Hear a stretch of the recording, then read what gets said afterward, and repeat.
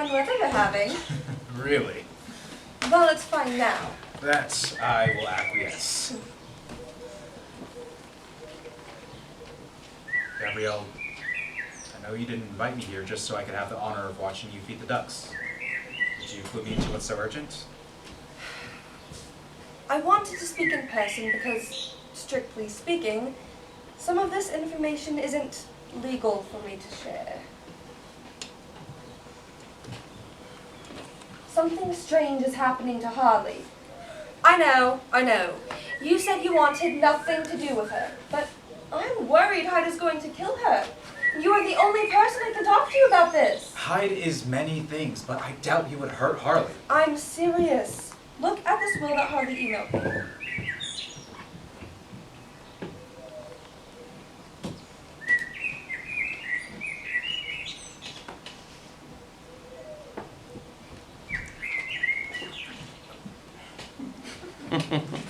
In the event of disappearance of more than 5 days, forward all my earthly possessions to Hyde. That idiot! Richard! Listen, I haven't seen Harley in weeks. She took a break from her social media and then she deleted all of her accounts. And then she left the group chat. The last time I saw her in person was at the brunch she planned. When she showed up, late, I should add, she looked sick.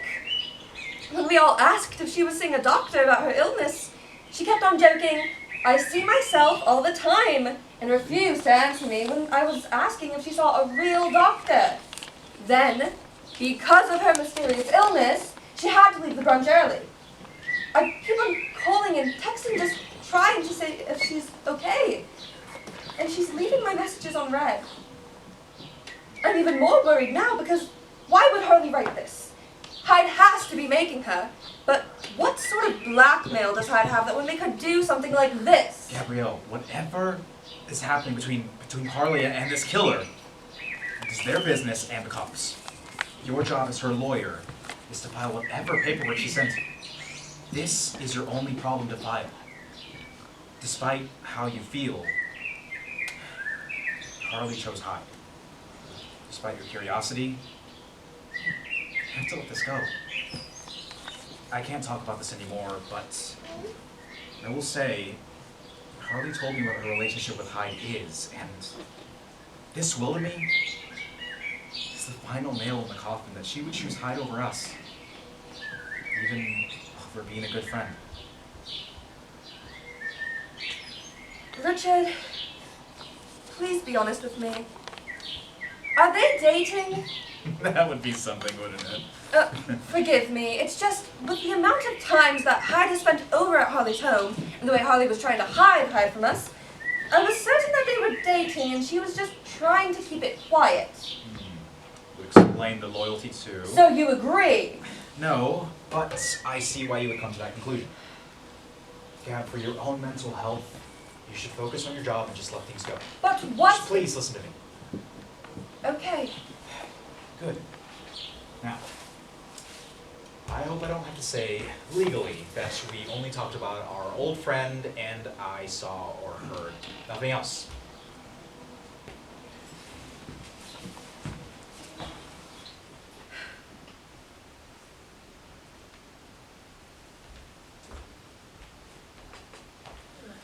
You're changing their feeding patterns. It won't hurt the world if I domesticate a couple of birds. Yeah, you mean tame.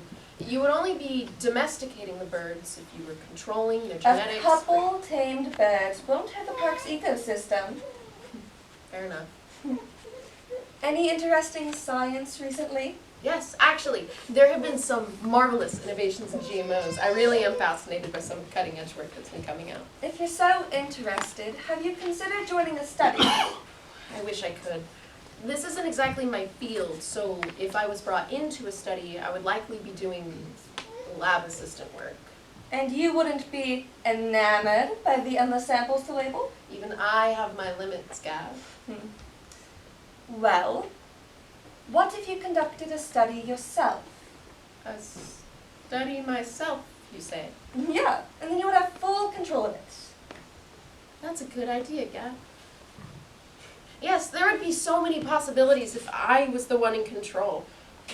Thank you for the idea. I can't wait to show you my findings. I'm sure they'll be amazing.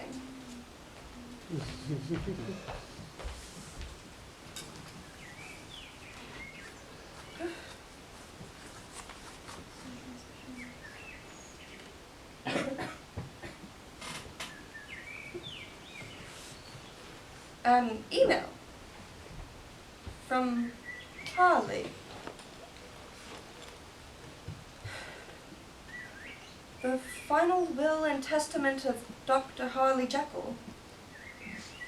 I hereby devise and bequeath all of my belongings, both real and personal and wherever situated, to my friend, Gabrielle Jones.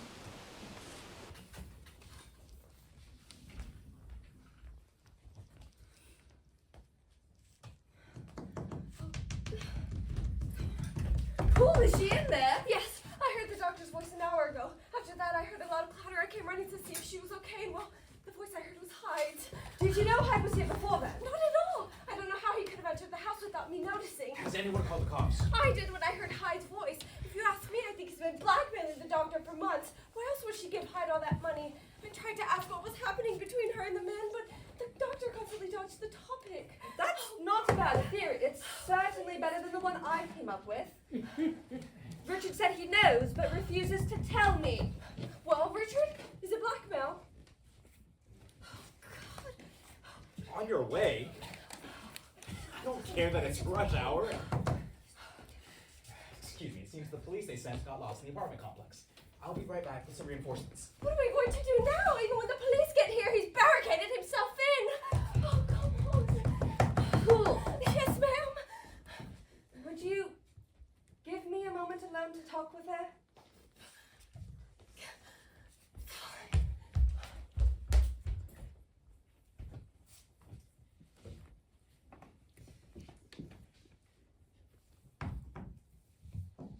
Hyde, it's just me.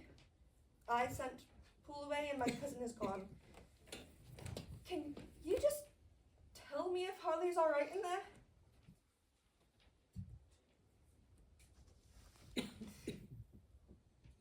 Please, Hyde, if it is you in there, can you please just tell me if Harley's already gone? I'm here.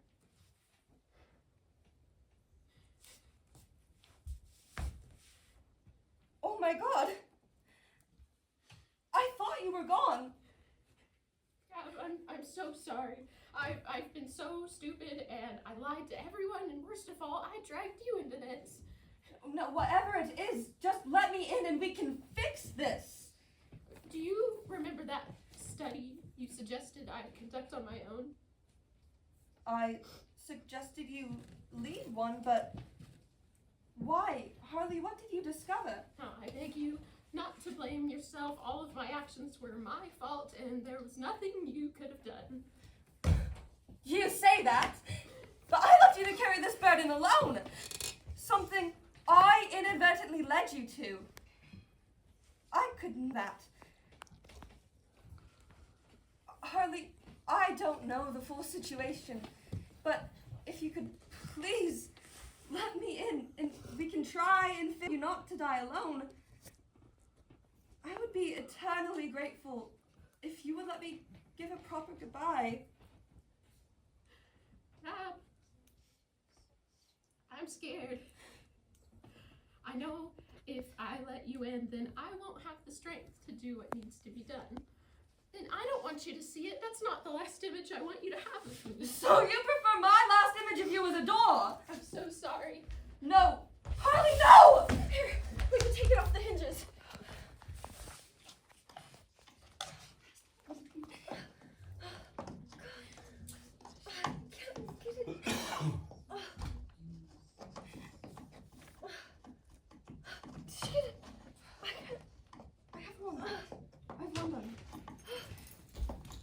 Excuse me, ladies. I was informed there's a criminal on the premises. And a hostage, he's right behind the store, officer. He barricaded himself in, but we've nearly got Get down!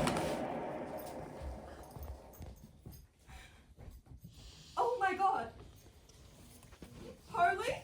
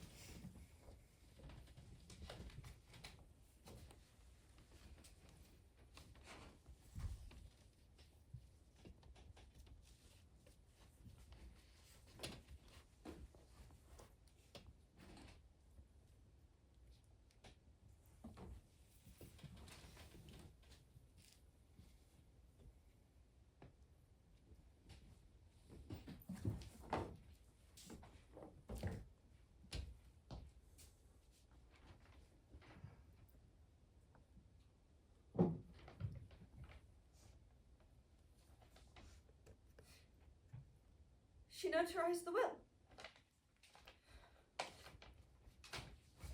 Did she expect it to happen? The way she left us without even a note? What am I supposed to do? Harley, how am I supposed to accept that you're really gone?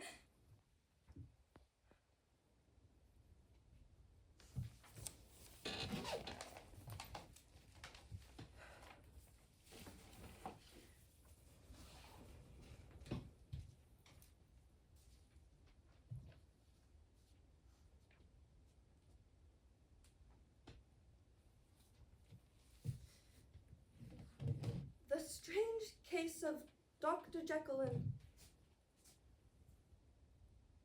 Mrs. Hyde.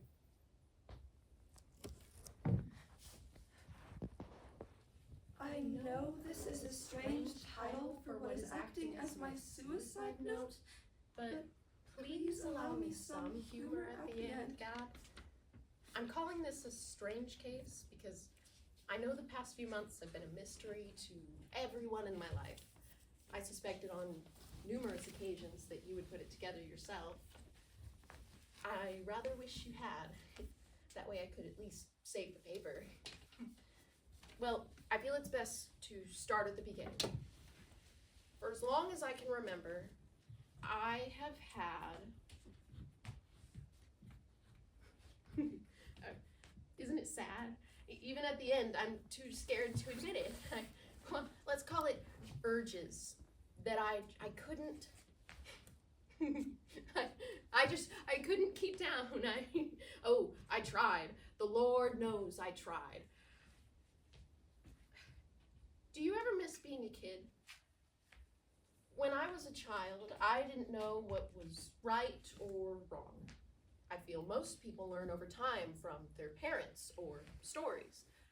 Most of my lessons came from trial and error, and my father, when he learned about these urges, he set me straight.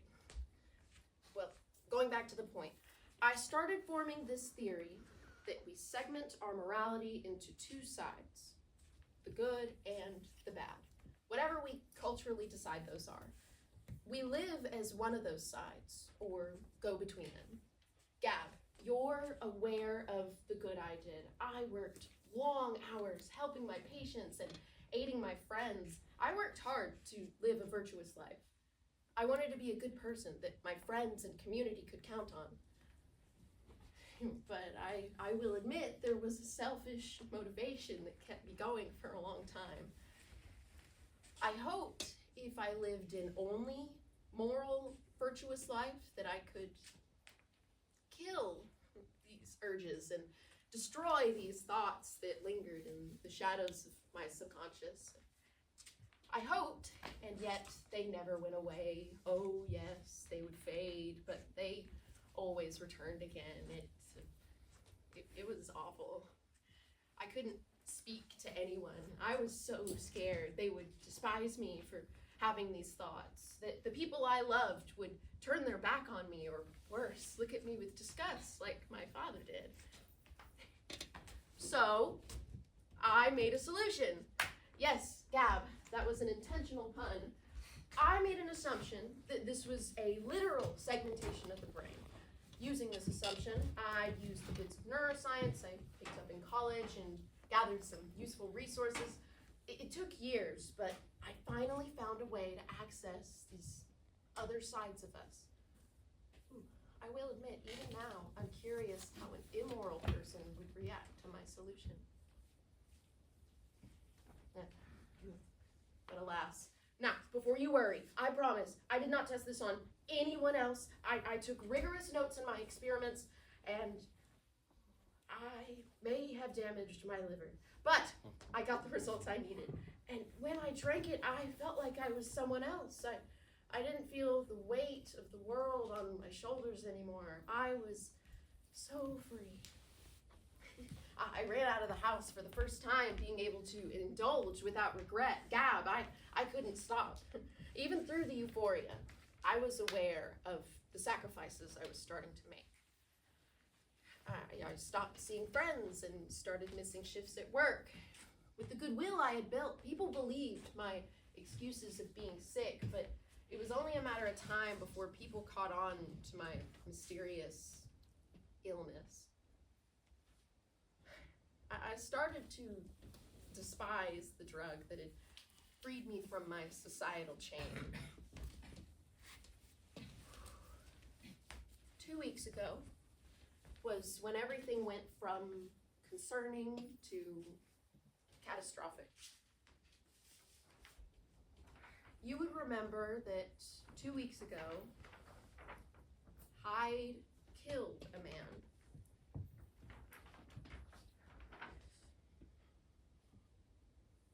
I don't remember doing it. Please understand, I don't mean in I was blinded by fury kind of way. I mean, I quite literally could not recall the evening. I had to find out from Mrs. Poole what Hyde had done.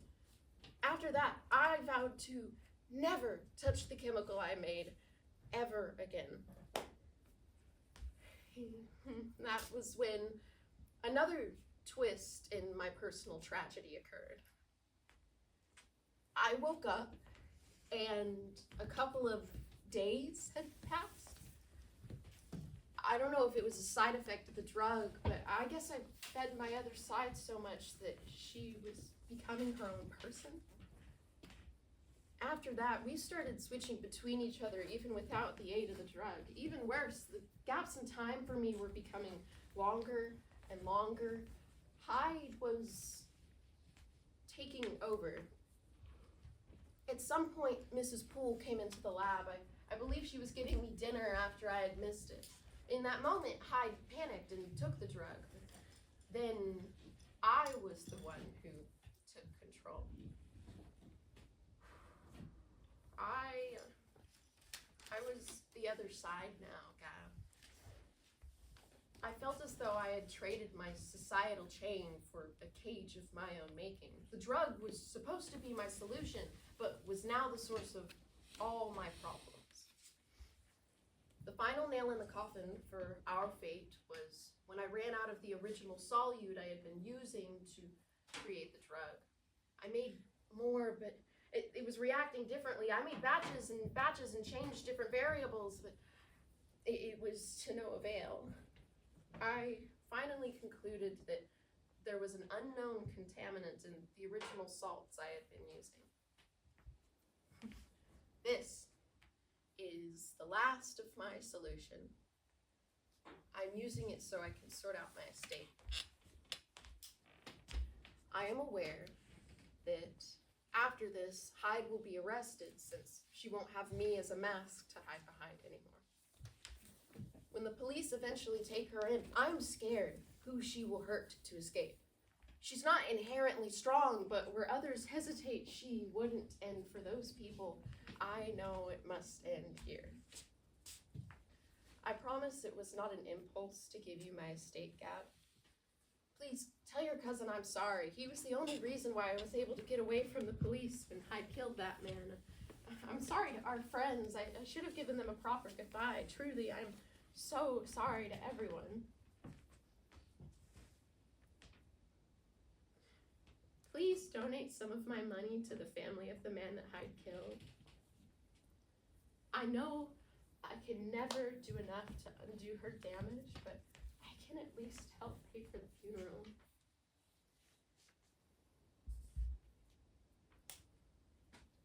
I'm sorry to you, especially, Gab. You were my best friend. I think throughout all this, I miss our time apart the most. I still don't think you should feed the animals, but I would do anything to sit down on that park bench with you one last time and feed the ducks.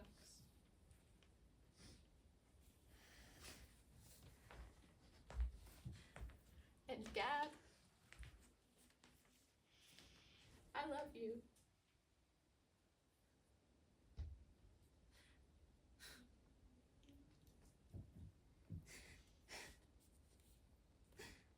I loved you too.